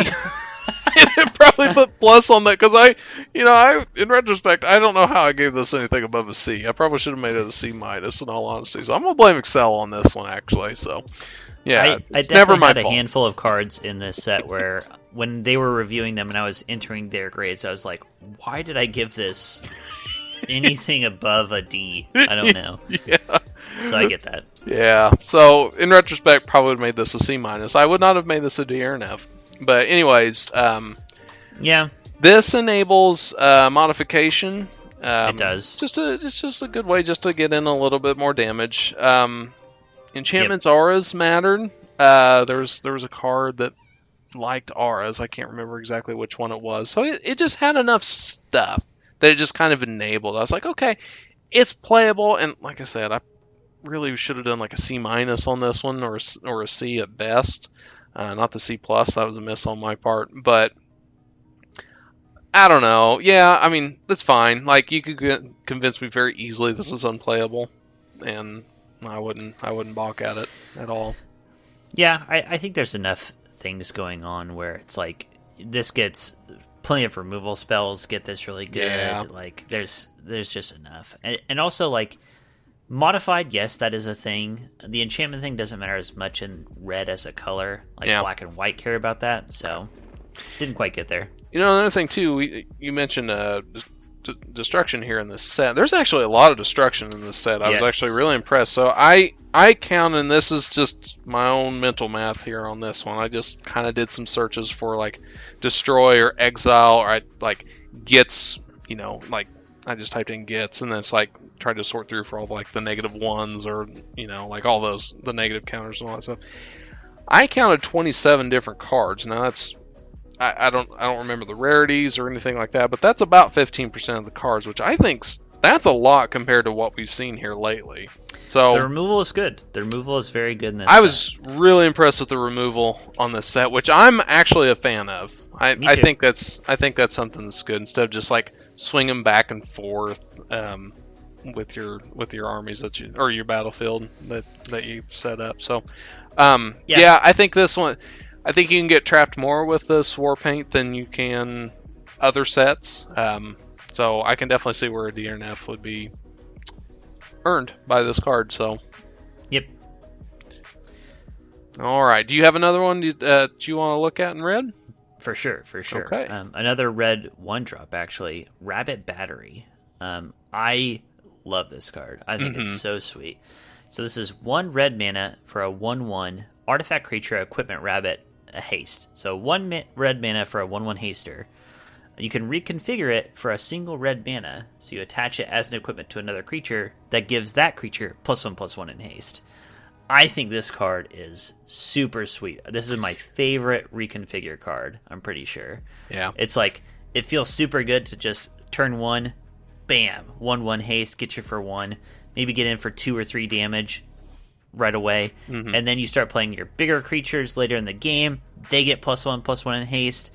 This helps you like hit your artifact themes. Like, there's so much stuff that this card does. It's just super good. And we've seen red 1-drops have been good. 1-drops in general have been good recently. We've seen 1 mana equipments be good recently.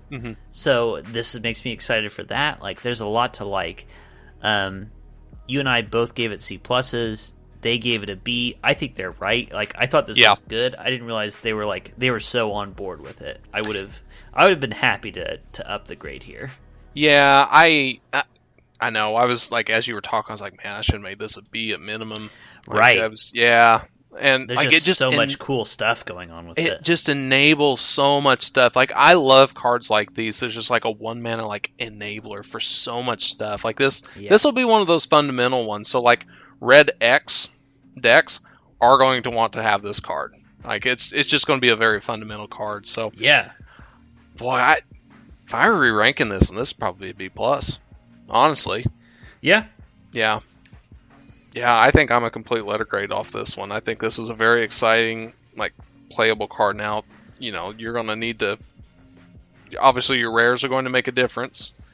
And, but yeah, this is going to be one of those. It's going to be like, if you got a red rare card that you first picked or second picked, you're going to want to pick one of these up here for, like, your third and fourth picks, if you see them. Yeah.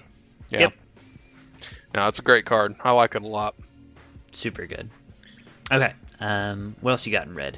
Okay, so this one here that I want to talk about is Tempered in Solitude. It's 1 in a red. It's an enchantment. It's uncommon. Whenever a creature you control attacks alone, exile the top card of your library. You may play that card this turn. And the grades we were actually I was the lowest on this one. Interesting. Okay, so I rated this as a C. You rated this as a build around B-. Mm-hmm. Limited Resources rated this as a B+. So, and I was, I really didn't know how to rate this one. I was kind of on the fence about this one. It definitely enables, and actually this is even better because it's just a creature. You attacks alone. There's a lot of clauses in here that's very supplemental to samurais and warriors. So if a samurai or warrior attacks alone, you get whatever. This was just if a creature. Yeah. This one actually might see play in other formats. I don't know. It might not be that strong, but I think the enchantment draw a card every turn is worth considering at least. Well, that's the question I have. I've seen more of this. For as much as we've seen you can only do this action one time per turn, I'm starting to see this clause, or like this style of card get introduced more. Whenever it's like, exile the top card of your library, you may play that card this turn. Yeah. And to me, is this kind of what we're going towards? Like, you think this is like Wizards' way of like giving other colors card draw, like a non-blue card draw, essentially? Like, yeah, for sure. I don't know. Do you like that trend? I personally do. I think this is a good way to kind of bridge the gap. I think it's sweet. I mean, yeah, I think that it's good to give these, like, drawing cards is such a fundamental part of the game. Yes. And saying like only one color gets to do this very fundamental thing is ridiculous. It's like, imagine if like other colors couldn't attack or block. Like, yeah, obviously that would be a no-go.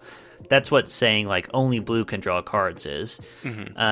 But I like blue being the best at drawing cards. Like, they just get to do it, and other colors rather have to work for it. So I like this quite a bit, and I like this card quite a bit. I think it's just generically powerful. Yeah. Like, one thing they pointed out that is really good about this card is you play your cheap, crappy creatures early, get in for some damage. You play this later, and now your 1/1s and 2/2s can just suicide to draw you a card. That's just, I didn't think about that. Or, like, they can just accept taking more damage from them. Like, in either way, you're happy. Yeah. In your aggressive deck.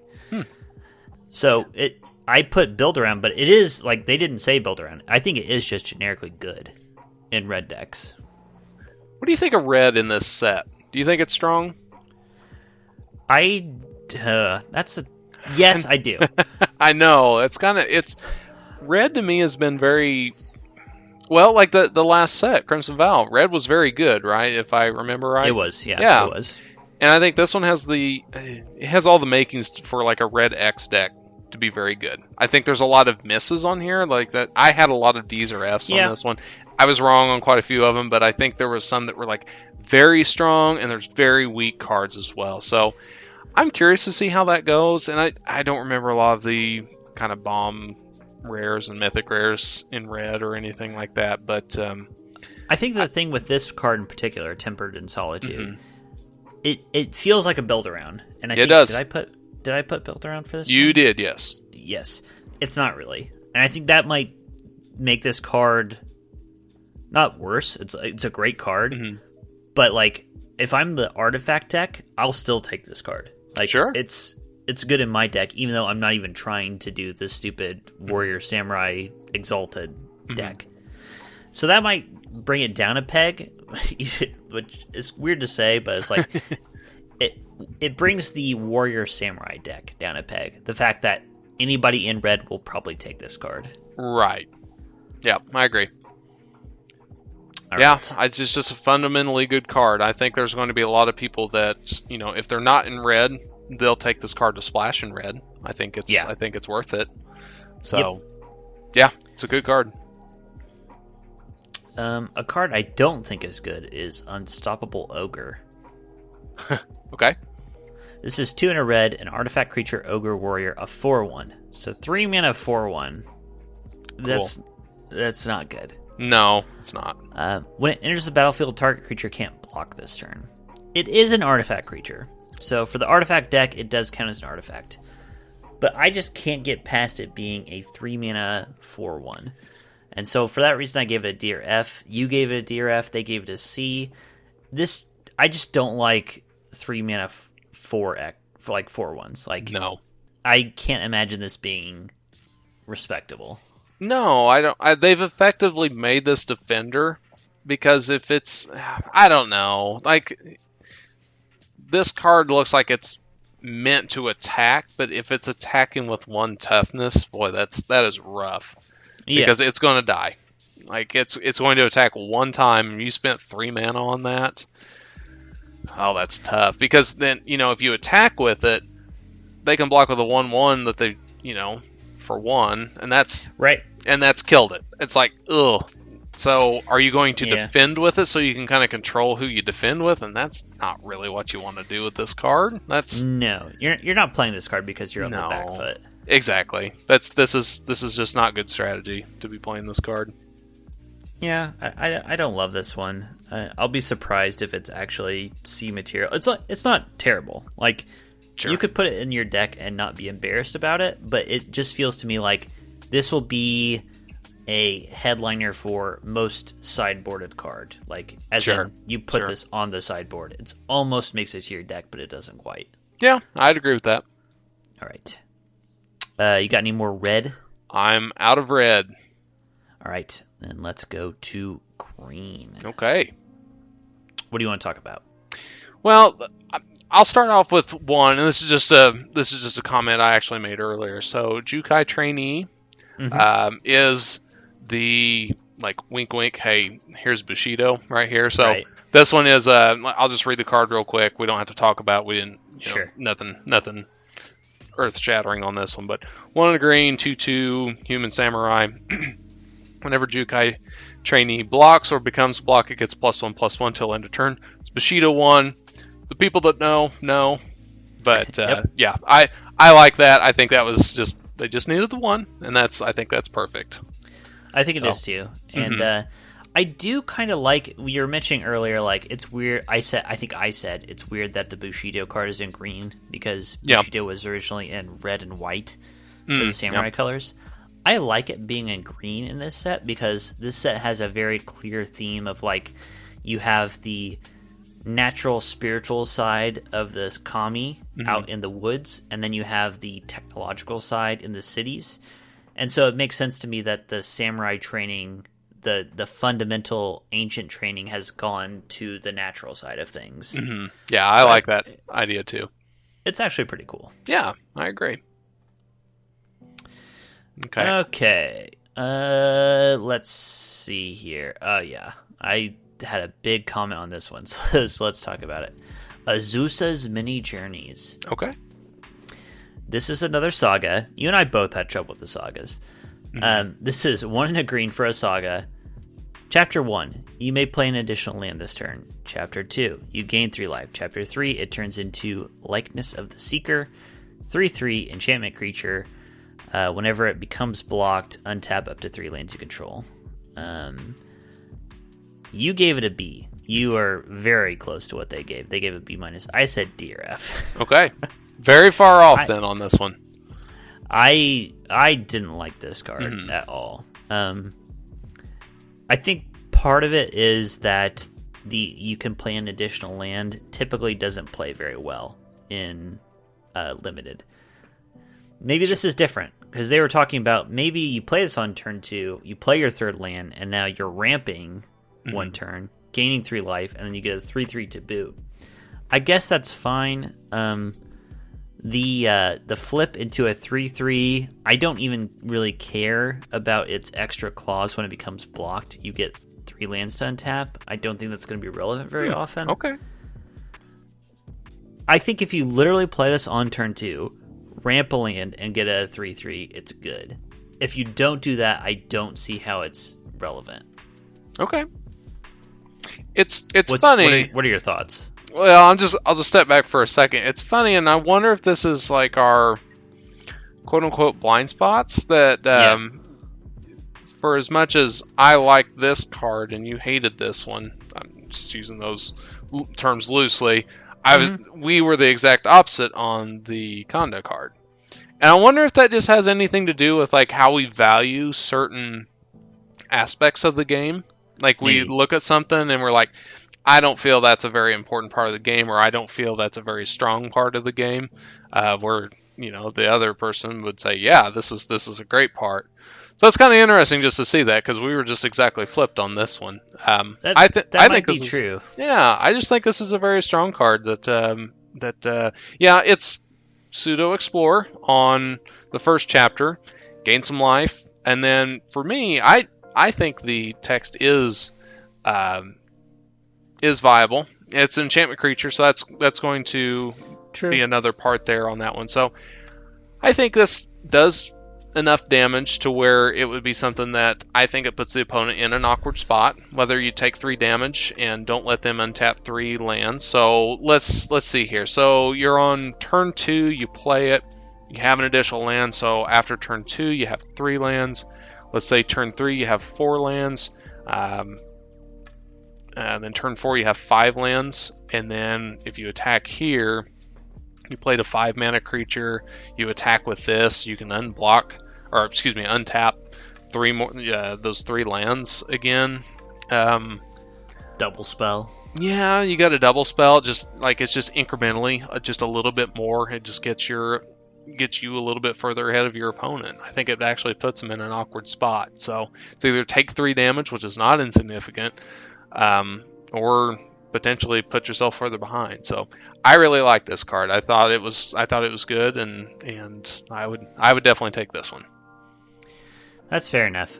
I'll have to see. It may be like it is good. I think if you do play it literally turn 2, ramp a mana, like be on tempo, I think it can get there. Yeah.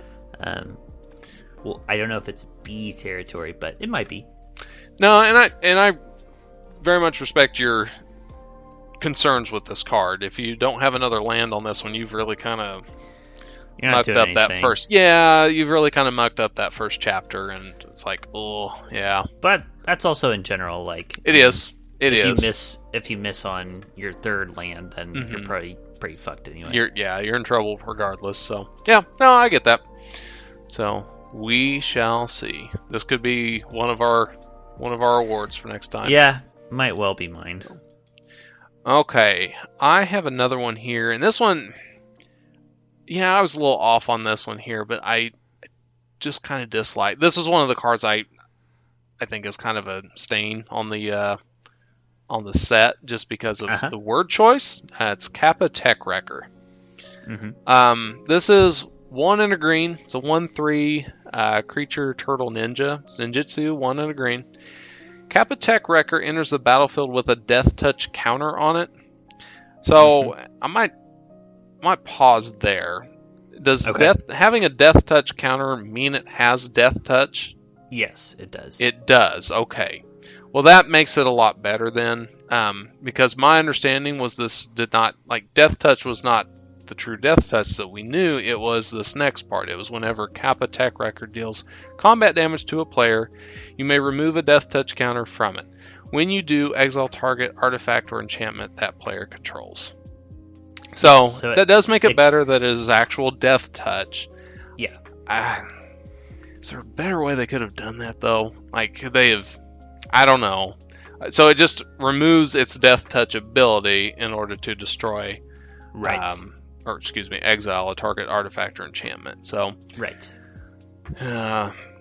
Okay. And that was a misread on my part. And that is one of those things where it's like, that wasn't too terribly explicit to be able to really gather like what that was doing. So that was actually my complaint, and that's why I didn't rank it as high. I was like, oh, so death touch is not death touch, or is it death touch? What are we doing here? So I just didn't like how that was laid out. So that was some card technology they introduced in Ikoria. They introduced the idea of abilities being tied to counters, so you could have like a first strike counter or a trample counter or a lifelink counter. I appreciate your concern with it, which is like when I first started playing the game, which again we both started playing at the same time. Sure. I bought an advanced deck from Kamigawa that referenced key counters, KI. Oh yes. And I was like, what does a key counter do? But you read the card, and the card told you what it did. It's like, you remove this many key counters, and it does X. This one says it comes into play with a death touch counter. If you're a new player, it's like, okay, it comes with a death touch counter. What does that do? Oh, the second ability tells me what it does. You remove it to kill an artifact or enchantment.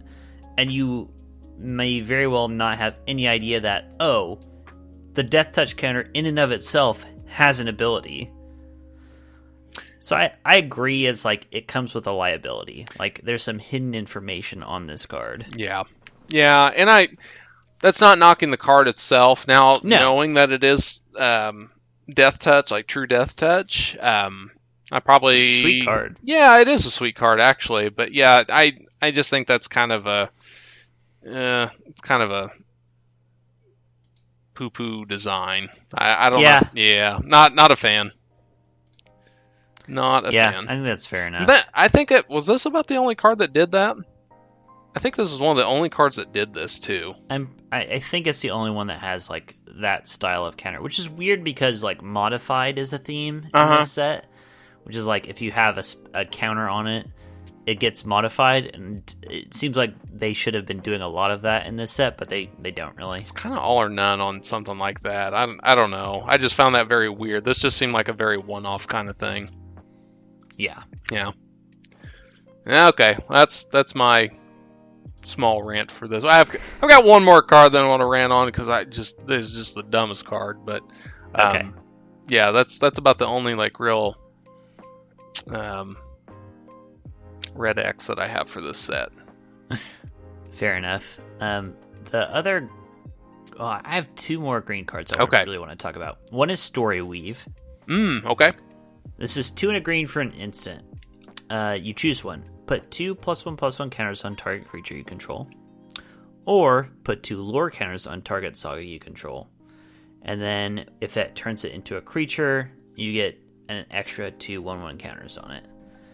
Okay. I gave it a C. You gave it a build around B. Mm-hmm. They gave it a D or F. To me, it's like... At worst, this is like a fine combat trick. Sure. Instant, 3 mana, you eat a creature.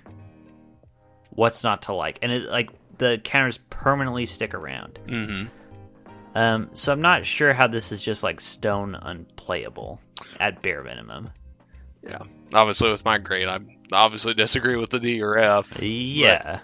No, I think, and Build Around was a little overzealous with this one. But I think this enables plenty of stuff. Like this is a modifier. This will move your enchantments, your sagas, further on if you have like a bomb creature that you're really wanting, like Machico, or I don't know. I think there are plenty. Well, like Azusa. I think Azusa would be a fine one. Becomes a 5/5 that can potentially untap 3 creatures. That's true. trouble.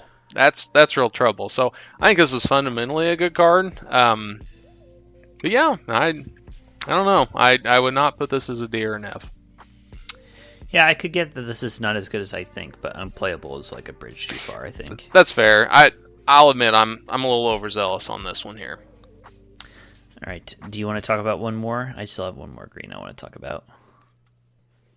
Okay, I just want to talk about this card in particular here. It's there's 2 emergence cards within this set. There's Harmonious Emergence, and there's also Crackling Emergence. So let's start here with Harmonious Emergence. This is the green version. It's 3 and a green. It's enchantment aura, enchant land you control. Enchanted land is a 4/5 green spirit creature with vigilance and haste. It's still a land. If the enchanted land would be destroyed, instead sacrifice Harmonious Emergence, and that land gains indestructible until end of turn. Okay, let's talk about Crackling Emergence just to compare it. But at the end of the day, these are just turning lands into creatures that you can attack with. So Crackling Emergence, same principles, but the difference is this is 1 and a red. Enchant land you control. Enchanted land's now a 3/3 red spirit creature token with haste. It's still a land. And then also if it gets destroyed, you sacrifice this and it becomes an indestructible land. So fundamentally, the difference here with these, I think there's a huge difference between these two. I understand what they're trying to do with both green and with red here on this one, but I think the green really takes the cake on this one because whenever you're looking at Crackling Emergence, when you're in red, you want to get a bunch of like creatures out, and like you got real cheap stuff. You want to be quick and fast and everything else like that. But the problem with this, and it costs 1 and a red. So let's say you play it on turn 2. You attach this to a land you control. Well, it's tapped. So by playing this, so you lose out on the haste part of it. Okay. So then, you're attacking with the 3/3 land, spirit creature token with haste, which is no longer relevant on turn 3. Now, are you going to attack with that creature, or are you going to spend that mana to be able to, pressure, have more board presence on that one? So I think that the Crackling Emergence, the red part of it, just doesn't work. I think they really should have made this more expensive, have a 3 and a red and do something else with it. Where I think Harmonious Emergence, in green, I think this actually makes more sense. By being 4 mana, you've already have more of a board presence with that.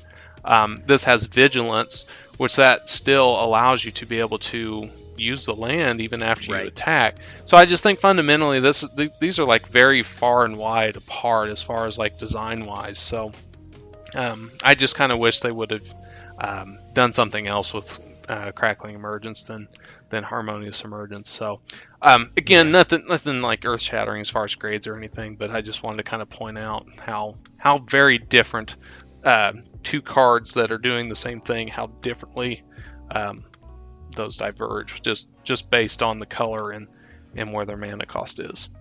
Definitely. This one, it's actually legitimate. You just put this in any green deck. Yeah, whereas, absolutely. Crackling is nah, I don't think so. No, you're kind of hurting yourself if you're playing Crackling Emergence and playing it on turn 2. That you're kind of hurting yourself, honestly. It's just not a card you want to play.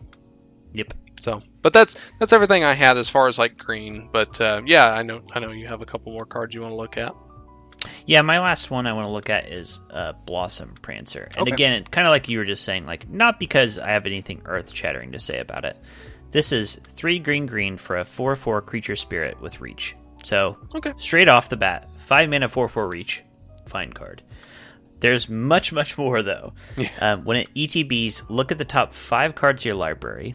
You may reveal a creature or enchantment from among them and put it in your hand. So this is a 5 mana 4/4 reach that draws you a creature or enchantment. Put the rest of the bottom of your library in a random order. If you didn't, you gain 4 life. So if you miss, you gain 4 life. So if you whiff on the top 5 cards, which is hard to do, you have a 5 mana 4/4 reach that gains you 4. It's like a little Siege Rhino kind of card. Or you can choose that, because it says you may reveal. So if you're in a bad position where you need the life, you can just choose to gain the life. Yeah. And in most situations, it's a 5-mana 4/4 that draws you a creature. To me, this is great. We all agree on that. You gave it a B, they gave it a B. The only difference is I gave it an A-. I think a 5-mana 4/4 reach that draws you a card would be amazing. One that draws you a real card, it would be even better. And one that gives you the option or the fallback of gaining 4 life, like, puts it way over the top. So I don't disagree with anybody that this is a good card. I just think this is actually a bomb great card. I agree. I think it's a very good card. There really isn't much else to say about it, but it's a very good utility card that if you were in green, this is worth a look and worth playing. Yeah, definitely. Excellent card. All right. We're rounding out the set here. Let's move on to artifacts and lands. I have a general comment I want to make about artifacts in this set. We have reviewed 6 sets previously in this series, Filthy Casuals Review. And I have bitched every single set about how bad artifacts are, colorless artifacts are in these sets. And this time, they're actually decent.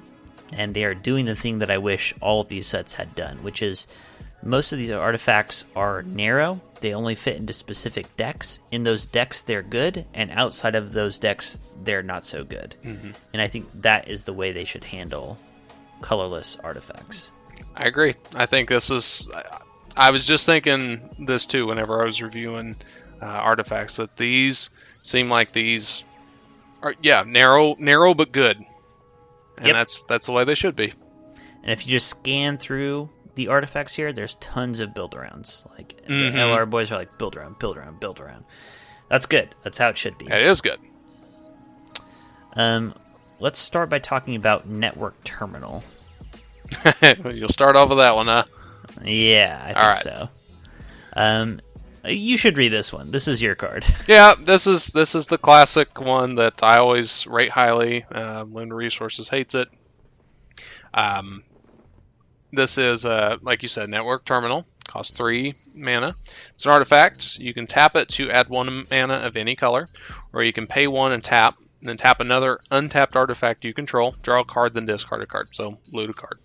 Of course, I rated this highly because I think this is just a fundamental card which can be used in many different card types, archetypes, and I think it's very good. So I rated this a B-, realizing that I'm going to be very far off on it. You rated this as a C-, and of course, Limited Resources rated this as a D or an F. So, this is a good card. I'll stand by these cards here. These are just fundamental cards that I'll just open you up to being able to splash colors. This one here allows you to loot if you absolutely need to. Tapping another untapped artifact you control here, that's again makes it more narrow. Maybe it's built around. I don't know necessarily about that per se, but it's not hard to get artifacts in this set, so I don't think that's any kind of drawback. So sure. I think it's a good card. It's one of those where a lot of people can play it. It opens up a lot of archetypes with this one. So per usual, I rank it high, LR ranks it low.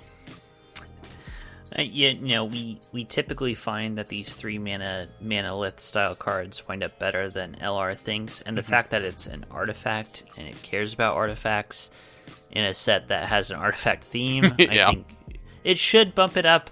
I hedged low because, like you said, they just don't like these cards for whatever reason, even though they always come up on them in the end. This is just a hill I'm just going to die on. Like that's. I realize going in, I'm going to be at like a. Give myself like a 5-point handicap with these every time. You don't know when they're going to come around on a card. Yeah. Like the 1-drops, the 1 mana 1/1s, they have come around on over the last several sets. Yeah. So you don't know when that's going to happen, when they're going to finally realize, oh, this card's actually fine to play. Right. This is not an exciting card, and that doesn't matter. I mean, as long as it's a good fundamental card that helps push your position or makes your deck better, that's what you're looking for. Yeah. Another artifact that costs 3 mana that I think is not as good as the card you just listed is Searchlight Companion. 3 mana, 1/1, artifact creature drone, flying. When it ETBs, you make a 1/1 colorless spirit creature token. Not an artifact, so this is a 1/1 flying artifact that makes a 1/1 generic token. Which I find that weird. I don't know. That is a bit odd. Yeah. It's weird in that it's a 1/1 colorless token that is not an artifact. It's also a 1/1 spirit that doesn't fly. Yeah. So it's just a very weird token in general. Yeah, but whatever. it is. 3 mana, 1/1 flyer, and a 1/1. To me, this doesn't quite get there. I give it a dear F. You gave it a C-. They gave it a C. Do you like this? I mean, I could look at your grade, I guess, but I was going to ask, do you like this more or less than Network Terminal? Oh, definitely Network Terminal, just because it just provides so much more. Versus this is just a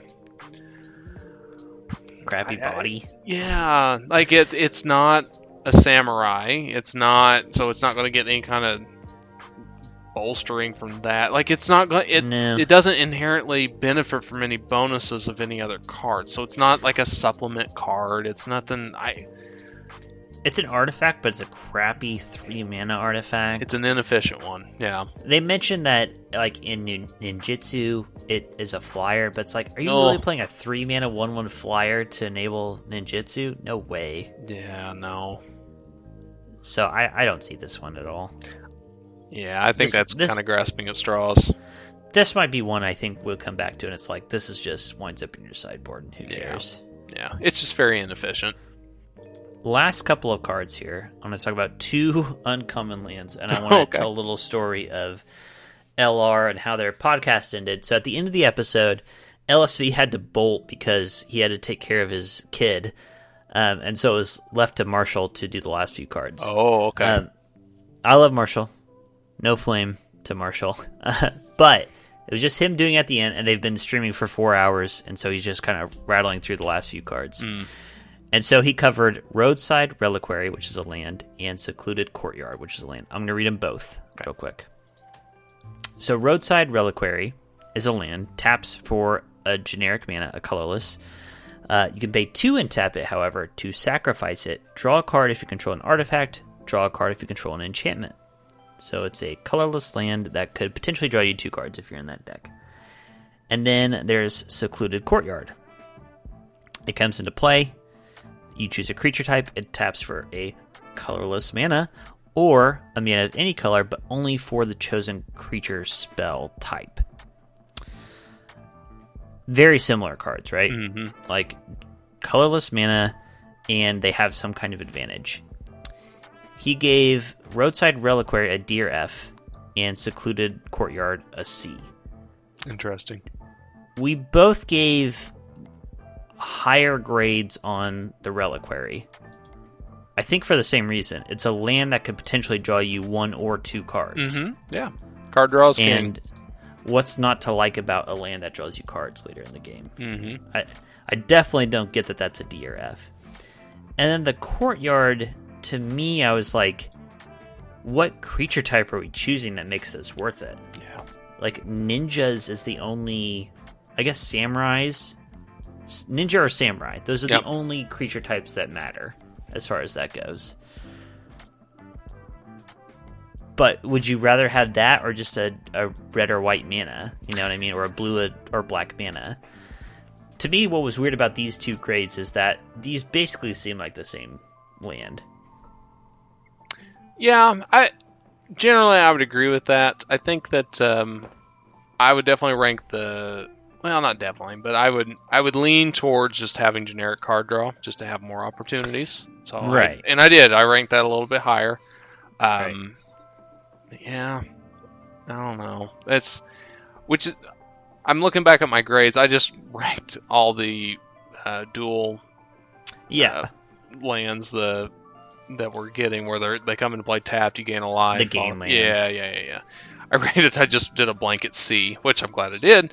But then I rated this one as a C+, and I would rather have any one of those gain lands than I would this secluded in your card. colors. Yeah, so I would put this at C at best now, maybe even a C-. So I guess, that's on me, but what if so the black-white deck is the artifact, control an artifact in an enchantment deck. If you're in that deck, isn't this card just really good? Yeah, it's excellent. So at least it's like a build. It's not just a straight don't ever play this card. There will be decks where this card is good. Yeah. No, neither of these are DFs. No, I don't think so. Interesting. All right. Well, with that, are you ready to reveal the final score? Let's see it. All right. At the end of the day, Kamigawa, Neon Dynasty. Seth, 294. Kenny, 274. Oh, so close. That's a very close margin. Mm-hmm. Very close. And a score of 300, differing by 20 points. Wow. Not bad. Gee! Yeah, right? Jeez. Wow. Okay. I have to say, I don't know if you felt this way. When I got to the artifacts, I guess I experienced it differently because I'm entering the grades one by one as LR is doing them. Sure. And in the artifacts, I was so far off on every single one of them. Yeah. Which I was happy about. I was happy to be wrong about them because it's I want artifacts to be good. But I was also I'm gaining 3 or 4 points on every single one of these pieces of shit. I think maybe I'm just kind of quickly looking at the numbers. I think green you were more off on than anything. Where that was where I was kind of gaining ground. I messed up on white. That was my big one. Yeah. Or I'm sorry, blue. Well, blue and white. Okay, I'll take them both.